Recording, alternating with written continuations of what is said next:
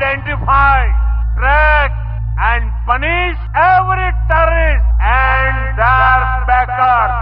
ನಮಸ್ಕಾರ ಗೆಳೆಯರೇ, ದೇಶ ಪ್ರೇಮಿಗಳೇ, ನಮ್ಮ ಕನ್ನಡ ಡಿಫೆನ್ಸ್ ನ್ಯೂಸ್ ಯೂಟ್ಯೂಬ್ ಚಾನಲ್ಗೆ ಸ್ವಾಗತ. ನಿಮಗೆ ಭಾರತದ ರಕ್ಷಣಾ ಶಕ್ತಿಯ ವಿಷಯಗಳನ್ನು, ನಮ್ಮ ಸೇನೆಯ ಸಾಧನೆಗಳನ್ನು ಮತ್ತು ಮೇಕ್ ಇನ್ ಇಂಡಿಯಾ ಅಭಿಯಾನದ ಶಕ್ತಿಯನ್ನು ನಿಮ್ಮ ಭಾಷೆಯಲ್ಲಿ ಅಂದರೆ ಕನ್ನಡದಲ್ಲಿ ಕೇಳಿ. ಭಾರತದ ಪ್ರತಿ ಮಿಸೈಲ್ ಉಡಾವಣೆ, ಪ್ರತಿ ಯುದ್ಧ ವಿಮಾನದ ಆಗಮನ, ಪ್ರತಿ ನೌಕಾ ಶಕ್ತಿಯ ಹೆಜ್ಜೆ ಎಲ್ಲವೂ ನಿಮಗೆ ತಲುಪಬೇಕು ಅಂದ್ರೆ ಈಗಲೇ ನಮ್ಮ ಚಾನೆಲ್ ಅನ್ನು ಸಬ್ಸ್ಕ್ರೈಬ್ ಮಾಡಿ ಮತ್ತು ಬೆಲ್ ಐಕಾನ್ ಕ್ಲಿಕ್ ಮಾಡಿ. ನಾವು ಕನ್ನಡಿಗರು ಮತ್ತು ಭಾರತ ಮಾತೆಯ ಹೆಮ್ಮೆಯ ಮಕ್ಕಳು. ಆ ಹೆಮ್ಮೆಯನ್ನು ಇನ್ನಷ್ಟು ಬಲಿಷ್ಠಗೊಳಿಸೋಣ. ಜೈ ಹಿಂದ್, ಜೈ ಕರ್ನಾಟಕ. ನಮಸ್ಕಾರ ಸ್ನೇಹಿತರೆ, 2025 ಏಪ್ರಿಲ್ 22ರಂದು ಪಹಲ್ಗಾಮ್ನಲ್ಲಿ ನಡೆದ ಭೀಕರ ಇಸ್ಲಾಮಿಕ್ ಉಗ್ರಗಾಮಿಗಳ ದಾಳಿಯಲ್ಲಿ 26 ಅಮಾಯಕ ನಿರಪರಾಧಿ ಭಾರತೀಯ ನಾಗರಿಕರು ಸಾವನ್ನಪ್ಪಿದ ನಂತರ ಭಾರತ ಕೈಗೊಂಡ ಅತಿದೊಡ್ಡ ಪ್ರತೀಕಾರಾತ್ಮಕ ಸೈನಿಕ ಕಾರ್ಯಾಚರಣೆ ಎಂದೇ ಗುರುತಿಸಲ್ಪಟ್ಟದ್ದು ಆಪರೇಷನ್ ಸಿಂಧೂರ್.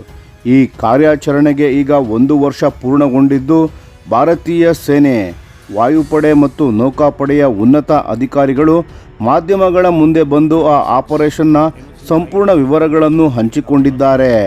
ಭಾರತೀಯ ವಾಯುಪಡೆಯ ಉಪಮುಖ್ಯಸ್ಥರಾಗಿರುವ ಏರ್ ಮಾರ್ಷಲ್ ಎ.ಕೆ. ಭಾರತಿ ಅವರು ಹೇಳುವಂತೆ ಈ ಕಾರ್ಯಾಚರಣೆಯಲ್ಲಿ ಪಾಕಿಸ್ತಾನದ ಒಟ್ಟು 13 ಯುದ್ಧ ವಿಮಾನಗಳನ್ನು ಭಾರತ ನಾಶಪಡಿಸಿತ್ತು. ಕೆಲವು ವಿಮಾನಗಳನ್ನು ಆಕಾಶದಲ್ಲೇ ಹೊಡೆದುರುಳಿಸಲಾಗಿದ್ದು, ಕೆಲವು ವಿಮಾನಗಳನ್ನು ನೆಲದ ಮೇಲೆಯೇ ಧ್ವಂಸ ಮಾಡಲಾಗಿದೆ. ಅದರ ಜೊತೆಗೆ ಪಾಕಿಸ್ತಾನ ಮತ್ತು ಪಾಕಿಸ್ತಾನದ ಆಕ್ರಮಿತ ಕಾಶ್ಮೀರದಲ್ಲಿದ್ದ 9 ಉಗ್ರಗಾಮಿ ತರಬೇತಿ ಶಿಬಿರಗಳನ್ನು ಸಂಪೂರ್ಣವಾಗಿ ಧ್ವಂಸ ಮಾಡಲಾಗಿದೆ. ಅಲ್ಲದೆ 11 ಪ್ರಮುಖ ಏರ್ಬೇಸ್ಗಳ ಮೇಲೂ ಭಾರತ ದಾಳಿ ನಡೆಸಿತ್ತು. ಏರ್ ಮಾರ್ಷಲ್ ಭಾರತಿಯವರು ಹೇಳುವಂತೆ, ನಾವು ಅವರ 9 ಉಗ್ರ ಶಿಬಿರಗಳನ್ನು ಸಂಪೂರ್ಣವಾಗಿ ನಾಶ ಮಾಡಿದ್ದೇವೆ. ಅದಕ್ಕೆ ಸಾಕ್ಷಿಗಳು ಎಲ್ಲರಿಗೂ ಗೋಚರಿಸುತ್ತವೆ. ಅವರ 11 ಏರ್ಫೀಲ್ಡ್ಗಳ ಮೇಲೆ ದಾಳಿ ನಡೆಸಿದ್ದೇವೆ. 13 ವಿಮಾನಗಳನ್ನು ನೆಲದಲ್ಲಿ ಮತ್ತು ಗಗನದಲ್ಲಿ ಹೊಡೆದುರುಳಿಸಿದ್ದೇವೆ. ಅದರಲ್ಲೂ 300 ಕಿಲೋಮೀಟರ್ಗಿಂತ ಹೆಚ್ಚು ದೂರದಲ್ಲಿ ಇದ್ದ ಪಾಕಿಸ್ತಾನದ ಒಂದು ಅತ್ಯಂತ ಮೌಲ್ಯಯುತ ಏರ್ಬೋರ್ನೆ ಅರ್ಲಿ ವಾರ್ನಿಂಗ್ ಸಿಸ್ಟಮ್ ಆಸ್ತಿಯೂ ಸೇರಿದೆ ಎಂದು ಹೇಳಿದರು. ಈ ಕಾರ್ಯಾಚರಣೆ ಭಾರತೀಯ ವಾಯುಪಡೆಯ ಶಕ್ತಿಯನ್ನು ಮತ್ತೊಮ್ಮೆ ಜಗತ್ತಿಗೆ ತೋರಿಸಿತು ಎಂದು ಅವರು ಹೇಳಿದರು.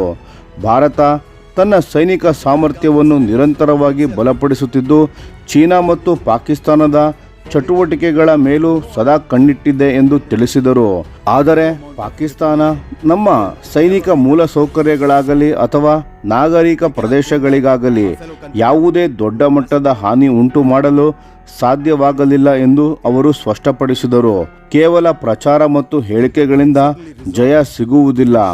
ಜಯ ಎಂದರೆ ನೆಲಮಟ್ಟದ ಸತ್ಯಾಂಶಗಳಿಂದ ಅಳೆಯಲಾಗುತ್ತದೆ ಎಂದು ಅವರು ತೀವ್ರವಾಗಿ ಹೇಳಿದರು. ಆಪರೇಷನ್ ಸಿಂಧೂರ್ನ ಗುರಿ ಏನಿತ್ತೋ ಅದನ್ನು ಭಾರತ ಸಂಪೂರ್ಣವಾಗಿ ಸಾಧಿಸಿದೆ ಎಂದು ಏರ್ ಮಾರ್ಷಲ್ ಭಾರತಿ ಅವರು ಹೇಳಿದರು. ಪಾಕಿಸ್ತಾನ ಉಗ್ರರ ಪರ ನಿಂತು ಅದನ್ನು ತಮ್ಮದೇ ಯುದ್ಧವನ್ನಾಗಿ ಮಾಡಿಕೊಂಡಾಗ ನಮಗೆ ಪ್ರತಿಕ್ರಿಯಿಸುವುದನ್ನು ಬಿಟ್ಟು ಬೇರೆ ಮಾರ್ಗ ಇರಲಿಲ್ಲ. ಇದು ಕೇವಲ ಉಗ್ರ ವಿರೋಧಿ ಕಾರ್ಯಾಚರಣೆ ಅಲ್ಲ, ಇದು ಆತ್ಮರಕ್ಷಣೆಗಾಗಿ ನಡೆದ ಕಾರ್ಯಾಚರಣೆ. ನಾವು ಪ್ರತಿಕ್ರಿಯಿಸಿದಾಗ ಅದು ಅತ್ಯಂತ ಘಾತಕ ಮತ್ತು ನಿರ್ದಯವಾಗಿತ್ತು ಎಂದು ಹೇಳಿದರು. ಇದೇ ವೇಳೆ ಭಾರತೀಯ ಭೂಸೇನೆಯ ಉಪಮುಖ್ಯಸ್ಥರಾಗಿರುವ ಲೆಫ್ಟಿನೆಂಟ್ ಜನರಲ್ ರಾಜೀವ್ ಗಾಯ್ ಅವರು ಪಾಕಿಸ್ತಾನಕ್ಕೆ ನೇರ ಎಚ್ಚರಿಕೆಯನ್ನು ನೀಡಿದರು. ಗಡಿ ಪಾರಿನ ಯಾವುದೇ ಉಗ್ರ ತಾಣವು ಈಗ ಸುರಕ್ಷಿತವಲ್ಲ. ನಾವು ಎಲ್ಲವನ್ನೂ ಹೊಡೆಯುತ್ತೇವೆ, ಯಾವ ತಾಣವನ್ನು ಬಿಡುವುದಿಲ್ಲ. ಯಾವಾಗ, ಹೇಗೆ ಮತ್ತು ಯಾವ ರೀತಿಯಲ್ಲಿ ದಾಳಿ ಮಾಡಬೇಕು ಎಂಬ ನಿರ್ಧಾರ ಸಂಪೂರ್ಣವಾಗಿ ಭಾರತದ್ದೇ ಆಗಿರುತ್ತದೆ ಎಂದು ಅವರು ಹೇಳಿದರು. ಅವರು ಮತ್ತಷ್ಟು ಮಾತನಾಡುತ್ತಾ, ಆಪರೇಷನ್ ಸಿಂಧೂರ್ ಅಂತ್ಯವಲ್ಲ, ಇದು ಕೇವಲ ಆರಂಭ ಮಾತ್ರ ಎಂದು ಎಚ್ಚರಿಕೆ ನೀಡಿದರು. ಹಲವು ಉಗ್ರ ಶಿಬಿರಗಳು ಈಗ ಪಾಕಿಸ್ತಾನದ ಒಳಭಾಗಕ್ಕೆ ಸ್ಥಳಾಂತರಗೊಂಡಿದ್ದರೂ ದೂರವೇ ರಕ್ಷಣೆ ಎನ್ನುವ ಭ್ರಮೆಯಲ್ಲಿ ಯಾರೂ ಇರಬಾರದು ಎಂದು ಅವರು ಸ್ಪಷ್ಟಪಡಿಸಿದರು. ಭಾರತದ ನಿಖರ ದಾಳಿ ಸಾಮರ್ಥ್ಯ ಎಲ್ಲೆಡೆಯನ್ನು ತಲುಪಬಲ್ಲದು ಎಂದು ಹೇಳಿದರು. ಈ ಕಾರ್ಯಾಚರಣೆಯ ಬಳಿಕ ಉಂಟಾದ ಉದ್ವಿಗ್ನ ಪರಿಸ್ಥಿತಿಯನ್ನು ಭಾರತ ಅತ್ಯಂತ ತಂತ್ರಜ್ಞಾನದೊಂದಿಗೆ ನಿರ್ವಹಿಸಿತು ಎಂದು ರಾಜೀವ್ ಗಾಯ್ ತಿಳಿಸಿದರು. ಇಂದು ಜಗತ್ತಿನಲ್ಲಿ ಯುದ್ಧಗಳು ವರ್ಷಗಳ ಕಾಲ ನಡೆಯುತ್ತಿರುವ ಸಂದರ್ಭದಲ್ಲಿ ಭಾರತ ಅತಿ ಕಡಿಮೆ ಅವಧಿಯಲ್ಲಿ ಪಾಕಿಸ್ತಾನದ ಮೇಲೆ ತೀವ್ರ ದಾಳಿ ನಡೆಸಿ ತನ್ನ ಗುರಿಗಳನ್ನು ಸಾಧಿಸಿತು. ಪಾಕಿಸ್ತಾನ ಮಾತುಕತೆಗಾಗಿ ಬರುವಂತೆ ಒತ್ತಾಯಿಸಲ್ಪಟ್ಟ ನಂತರವೇ ನಾವು ಯುದ್ಧ ವಿರಾಮಕ್ಕೆ ಒಪ್ಪಿಕೊಂಡೆವು ಎಂದು ಹೇಳಿದರು. ನಾವು ಮಾಡಿದ ದಾಳಿ ಶತ್ರುವಿನ ಮನೋಭಾವವನ್ನೇ ಬದಲಿಸಿತು. ಅವರ ಕಮಾಂಡ್ ಮತ್ತು ಕಂಟ್ರೋಲ್ ವ್ಯವಸ್ಥೆಯನ್ನು ಅಸ್ತವ್ಯಸ್ತಗೊಳಿಸಿತು. ಆದರೆ ಭಾರತ ದೀರ್ಘಕಾಲದ ಯುದ್ಧದಲ್ಲಿ ಸಿಲುಕದಂತೆ ಅತ್ಯಂತ ಲೆಕ್ಕಾಚಾರದಿಂದ ಕಾರ್ಯಾಚರಣೆ ನಡೆಸಿತು ಎಂದು ವಿವರಿಸಿದರು. ಆಪರೇಷನ್ ಸಿಂಧೂರ್ ಭಾರತದಲ್ಲೇ ನಿರ್ಮಿತವಾದ ಶಸ್ತ್ರಾಸ್ತ್ರಗಳ ಸಾಮರ್ಥ್ಯವನ್ನು ಸಾಬೀತುಪಡಿಸಿದೆ ಎಂದು ಅವರು ಹೇಳಿದರು. ಬ್ರಹ್ಮೋಸ್ ಕ್ಷಿಪಣಿ, ಆಕಾಶ್ ಏರ್ ಡಿಫೆನ್ಸ್ ಸಿಸ್ಟಮ್, ದೇಶೀಯ ಸರ್ವೇಲೆನ್ಸ್ ವ್ಯವಸ್ಥೆಗಳು ಮತ್ತು ಸ್ವದೇಶಿ ಗುರಿ ಗುರುತಿಸುವ ತಂತ್ರಜ್ಞಾನಗಳ ಪಾತ್ರವನ್ನು ಅವರು ವಿಶೇಷವಾಗಿ ಉಲ್ಲೇಖಿಸಿದರು. ಭಾರತದ ಉಗ್ರ ವಿರೋಧಿ ಹೋರಾಟ ಇನ್ನೂ ಮುಂದುವರಿಯುತ್ತದೆ. 1 ವರ್ಷ ಕಳೆದರೂ ಆಪರೇಷನ್ ಸಿಂಧೂರ್ನ ಸಂದೇಶ ಸ್ಪಷ್ಟವಾಗಿದೆ. ಭಾರತ ತನ್ನ ಪ್ರಭುತ್ವ, ಭದ್ರತೆ ಮತ್ತು ಜನರ ರಕ್ಷಣೆಗೆ ಯಾವ ಮಟ್ಟಕ್ಕೂ ಹೋಗಲು ಸಿದ್ಧವಾಗಿದೆ ಎಂದು ಅವರು ಹೇಳಿದರು. ಇನ್ನೊಂದೆಡೆ ಭಾರತೀಯ ನೌಕಾಪಡೆಯ ಡೈರೆಕ್ಟರ್ ಜನರಲ್ ವೈಸ್ ಅಡ್ಮಿರಲ್ ಆದ ಎನ್ ಪ್ರಮೋದ್ ಅವರು ಮಾತನಾಡುತ್ತಾ ಈ ಕಾರ್ಯಾಚರಣೆಯಲ್ಲಿ ಭಾರತೀಯ ನೌಕಾಪಡೆಯ ಪಾತ್ರವು ಅತ್ಯಂತ ಮಹತ್ವದ್ದಾಗಿತ್ತು ಎಂದು ಹೇಳಿದರು. ಭಾರತೀಯ ನೌಕಾಪಡೆಯ ಮುಂಚೂಣಿ ನಿಯೋಜನೆಯಿಂದ ಪಾಕಿಸ್ತಾನದ ನೌಕಾಪಡೆ ಮತ್ತು ವಾಯುಪಡೆ ರಕ್ಷಣಾತ್ಮಕ ಸ್ಥಿತಿಗೆ ತಳ್ಳಲ್ಪಟ್ಟವು. ಬಹುತೇಕ ಪಾಕಿಸ್ತಾನದ ನೌಕಾಪಡೆಯ ಹಡಗುಗಳು ಬಂದರುಗಳಲ್ಲೇ ಹೆದರಿ ಅಡಗಿಕೊಂಡಿದ್ದವು ಎಂದು ಹೇಳಿದರು. ಆಪರೇಷನ್ ಸಿಂಧೂರ್ ಭಾರತವು ಪಾಕಿಸ್ತಾನದ ದಾಳಿಗಳಿಗೆ ಹೇಗೆ ನಿಖರ, ನಿಯಂತ್ರಿತ ಮತ್ತು ಸಮರ್ಪಕ ಉತ್ತರ ನೀಡಬಲ್ಲದು ಎಂಬುದನ್ನು ಜಗತ್ತಿಗೆ ತೋರಿಸಿತು. ಉಗ್ರರ ಮೂಲ ಸೌಕರ್ಯಗಳನ್ನು, ಅವರಿಗೆ ಬೆಂಬಲ ನೀಡುವ ಸೈನಿಕ ವ್ಯವಸ್ಥೆಗಳನ್ನು ಕ್ಷಿಪ್ರವಾಗಿ ಗುರಿಯಾಗಿಸಿ ನಾಶ ಮಾಡುವ ಸಾಮರ್ಥ್ಯ ಭಾರತಕ್ಕಿದೆ ಎಂದು ತಿಳಿಸಿದರು. ಈ ಕಾರ್ಯಾಚರಣೆಯಲ್ಲಿ ಸ್ವದೇಶಿ ಡ್ರೋನ್ಗಳು ಸೇರಿದಂತೆ ಅನೇಕ ಆಧುನಿಕ ತಂತ್ರಜ್ಞಾನಗಳು ಮತ್ತು ಯುದ್ಧ ವ್ಯವಸ್ಥೆಗಳು ನಿರ್ಣಾಯಕ ಪಾತ್ರ ವಹಿಸಿದ್ದವು ಎಂದು ಅವರು ತಿಳಿಸಿದರು. ಆಪರೇಷನ್ ಸಿಂಧೂರ್ ಬಳಿಕ ಭಾರತ ಮತ್ತು ಪಾಕಿಸ್ತಾನ ನಡುವಿನ ಉದ್ವಿಗ್ನತೆ ತೀವ್ರಗೊಂಡಿತ್ತು. ಪಾಕಿಸ್ತಾನ ಪ್ರತಿ ದಾಳಿ ನಡೆಸಲು ಪ್ರಯತ್ನಿಸಿತಾದರೂ ಅವುಗಳಲ್ಲಿ ಬಹುತೇಕವನ್ನು ಭಾರತೀಯ ಸೇನೆ ಯಶಸ್ವಿಯಾಗಿ ತಡೆದಿತ್ತು. ಮೇ 10ರಂದು ಭಾರತ ಮತ್ತು ಪಾಕಿಸ್ತಾನದ ಸೇನಾ ಅಧಿಕಾರಿಗಳ ನಡುವೆ ಹಾಟ್ಲೈನ್ ಮಾತುಕತೆ ನಡೆದ ನಂತರ ಯುದ್ಧ ವಿರಾಮ ಘೋಷಣೆಯಾಯಿತು. ಆದರೆ ಭಾರತ ಇದನ್ನು ಸ್ಪಷ್ಟಪಡಿಸಿದೆ. ಇದು ದೌರ್ಬಲ್ಯದಿಂದ ಹಿಂತೆಗೆದುಕೊಂಡಿದ್ದಲ್ಲ, ಉದ್ದೇಶ ಸಾಧಿಸಿ ಶಕ್ತಿಯಿಂದ ನಿಂತ ನಿರ್ಧಾರ ಇದು ಅಂತ. ಆದರೆ ಒಂದು ವಿಷಯ ಈಗ ಸ್ಪಷ್ಟವಾಗಿದೆ. ಭಾರತ ಈಗ ಹಳೆಯ ಭಾರತವಲ್ಲ. ಗಡಿಪಾರಿನ ಉಗ್ರ ತಾಣಗಳ ವಿರುದ್ಧ ಭಾರತ ತೆಗೆದುಕೊಳ್ಳುವ ಕ್ರಮಗಳು ಇನ್ನಷ್ಟು ನಿಖರ, ವೇಗವಾದ ಮತ್ತು ಘಾತಕವಾಗುತ್ತಿವೆ. ಮತ್ತು ಆಪರೇಷನ್ ಸಿಂಧೂರ್ ಒಂದು ಕಾರ್ಯಾಚರಣೆ ಮಾತ್ರವಲ್ಲ, ಭಾರತದ ಹೊಸ ಸೈನಿಕ ನೀತಿಯ ಘೋಷಣೆಯಾಗಿದೆ. For any layman, he can understand with this backdrop,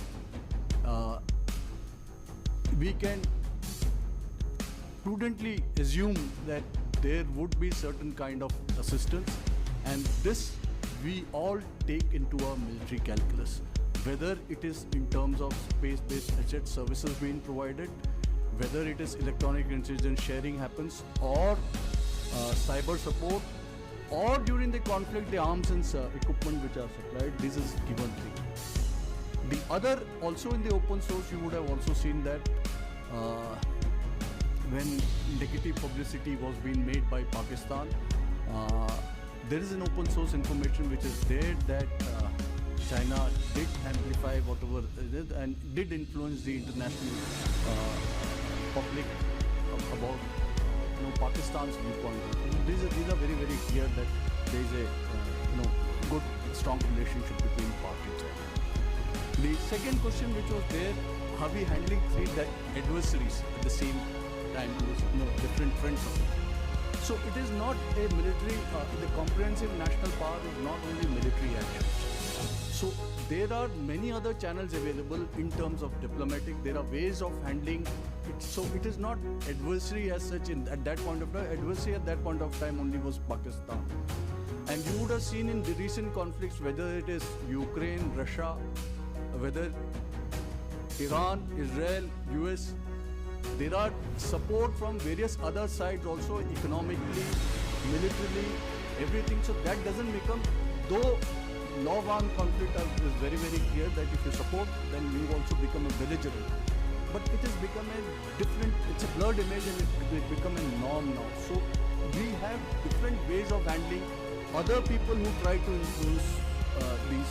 It could be diplomatic, it could be economic, it could be many ways of informational exchange you could engage or other ways. This is.